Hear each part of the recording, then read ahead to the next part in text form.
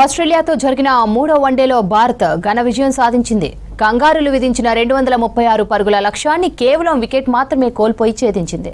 Virat Kohli, Rohit Sharma super innings తో భారత్ భారీ victory సాధించింది. 3 వన్డేల సిరీస్ ను కంగారులు 2-1 తేడాతో కైవసం చేసుకున్నారు.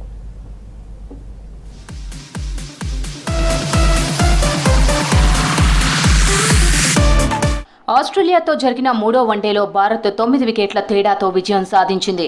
రోహిత్ శర్మ 121 పరుగులతో విన్నింగ్ ఇన్నింగ్స్ ఆడి టీమిండియాను విజయ తీరాలకు చేర్చాడు. మరోవైపు విరాట్ కోహ్లీ కూడా 74 పరుగులతో అర్ధ సెంచరీ చేసి నాట్అవుట్ గా నిలిచాడు. సిడ్నీలో జరిగిన మూడో వన్డే మ్యాచ్ ను భారత్ గెలిచినప్పటికీ సిరీస్ ను మాత్రం ఆస్ట్రేలియా 2-1తో కైవసం చేసుకుంది.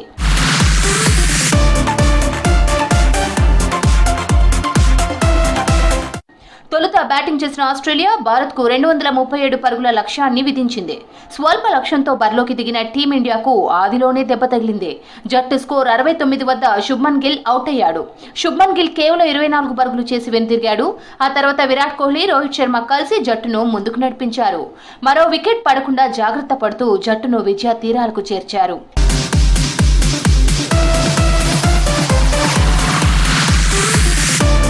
సిడ్నీలో రోకో షో నడిచింది. రోహిత్ శర్మ, కోహ్లీ కలిసి అద్భుత ఇన్నింగ్స్ ఆడారు. రోహిత్ శర్మ అజేయంగా 121 పరుగులు చేశాడు.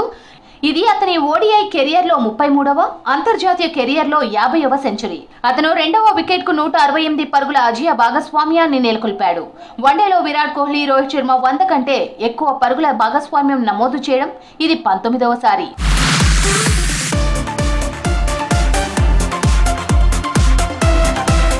భారత గెలుపులో హర్షత్ రాణా కూడా అద్భుత పాత్ర పోషించాడు. ఆస్ట్రేలియాను కట్టడి చేయడంలో హర్షత్ రాణా కీలక పాత్ర పోషించాడు. 4 వికెట్లు తీసి కంగారులను కుప్పకూల్చాడు. సుందర్ 2 వికెట్లు, సిరాజ్, కుల్దీప్, అక్షర్, ప్రసిద్ధ్ కృష్ణ తలో వికెట్ తీశారు.